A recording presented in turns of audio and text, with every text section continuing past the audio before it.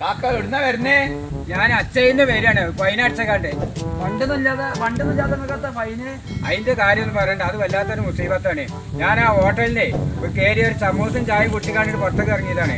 അപ്പൊ ആ ക്യാമറന്റെ മുന്നിൽ നിന്ന് ഇളിച്ചാട്ടിന്ന് പറഞ്ഞുകൊണ്ടാണ് ഫൈൻ എന്നൊക്കെ. ഞങ്ങളേ നിങ്ങളെ പെരി പോയിന്നോ അന്ന് കണ്ടില്ല നിങ്ങളെ കുട്ടീനെ? ആ കല്യാണം ചെക്കന് ഇഷ്ടപ്പെട്ടെങ്ങനെ? അപ്പൊ അതിനെ കുറിച്ച് അന്വേഷിക്കാൻ വേണ്ടി നിങ്ങളെ കാണാൻ വേണ്ടി നിൽക്കുന്നു. അപ്പൊ എന്താ പയ്യ നമ്മൾ ചെയ്യണോ? നിങ്ങൾ എപ്പോഴാണ്ട് പോര്. ആ ആയിക്കോട്ടെ.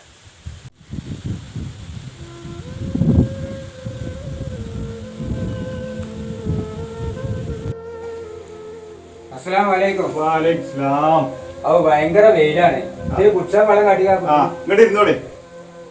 മാളുവോ ഒരു ഗ്ലാസ് വെള്ളം കൊടുത്താ.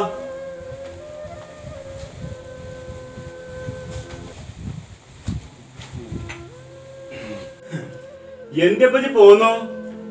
ആചാരം കുട്ടിക്ക് ഒരു കല്യാണകാലം ശരിയായിക്കണല്ലോ. ആ പെൺകെട്ടിയൊക്കെ വന്ന് ചെക്കനൊക്കെ പറ്റി പോയതാണല്ലോ. തന്നെ ഇപ്പൊ കല്യാണത്തിന് നിങ്ങൾക്ക് അറിയില്ല നമ്മളെ സ്ഥിതി.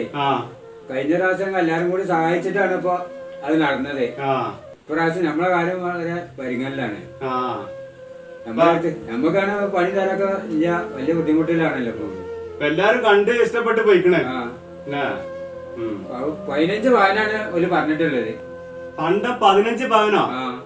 ആരെ കണ്ടിട്ടാ ഇതൊക്കെ ഏറ്റിക്കണ്ട്? 15 പവനിൽ കുറച്ച് കൊടുക്കാൻ വെച്ചാണ് അപ്പൊ ഇന്ന് പറഞ്ഞേ. അതുകൊണ്ട് ഇപ്പൊ അങ്ങനെ എല്ലാരും കൂടി പറഞ്ഞാണ് ഏറ്റതാണ്. ഇപ്പൊ എന്താ നമ്മൾ ചെയ്യാ? 15 പണ്ടൊക്കെ ഏറ്റിട്ടുണ്ടെങ്കില് നമ്മക്ക് ഇതാ. ഹലോ, ആ അംസകുട്ടിയാ തന്നെ?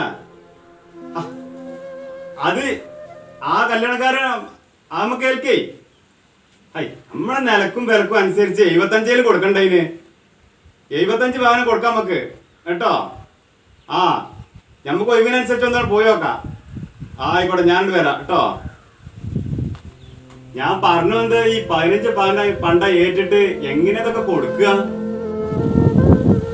എങ്ങൾക്ക് അറിയാം സ്ഥിതി. ആധാരമൊക്കെ പണയത്തിലാണ്. എനിക്കാണെങ്കിൽ പണ്ടതായി പണിയെടുക്കാനൊന്നും പറ്റില്ല.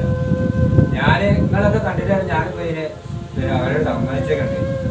എല്ലാവരും കൂടി കഴിഞ്ഞ കല്യാണത്തിന് എല്ലാവരും കൂടി സഹായിച്ചിട്ടാണ് ഇപ്പൊ ഇത് ശരിയായത്. ഇതിപ്പോ അത് ഇതുകൊണ്ട് കഴിഞ്ഞാലിപ്പോ അതോട് നമുക്കൊരു ആശ്വാസമായില്ല. ഇതിപ്പോ ലാസ്റ്റിന്റെ കല്യാണമാണല്ലോ. ഇതും കൂടി ഒന്നും ശരിയായി കിട്ടിയാൽ എല്ലാവരും കൂടി സഹായിച്ചിട്ട്. ഇപ്പൊ പോയിക്കോ. ഞാൻ എന്താ അതിനനുസരിച്ച് നമുക്ക് എന്താ ചെയ്യാം കേട്ടോ. ആ അങ്ങനെ ആയിക്കോട്ടെ. അസ്സലാമു അലൈക്കും. ഞാൻ ഇറങ്ങി.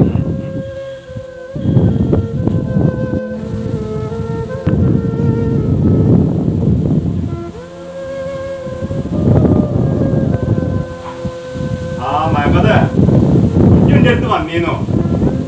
ഓൻ കൊറേ കാര്യങ്ങൾ സംസാരിച്ചിട്ടോട്. ഇന്നെ കണ്ടുകൊണ്ടാണ് പോവാൻ കല്യാണം നിശ്ചയിച്ചിട്ടുണ്ട്. ഞാൻ ഇപ്പൊ എന്തായാലും പറയാം. നമുക്കൊരു കാര്യം ചെയ്യാം.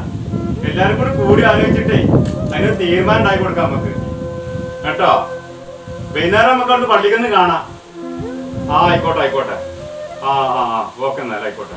ജീവിതമെന്ന വഴിയിൽ എല്ലാം നഷ്ടപ്പെട്ടത് കൊണ്ടാണ് ഇതുപോലുള്ള ആളുകൾ നമ്മെ ആശ്രയിച്ചു വരുന്നത്. ഓർക്കുക, ദാരിദ്ര്യം എന്നത് ഇവരിൽ താനെ പൊട്ടിമുളച്ച ഒരു പായ്ച്ചെടിയല്ല.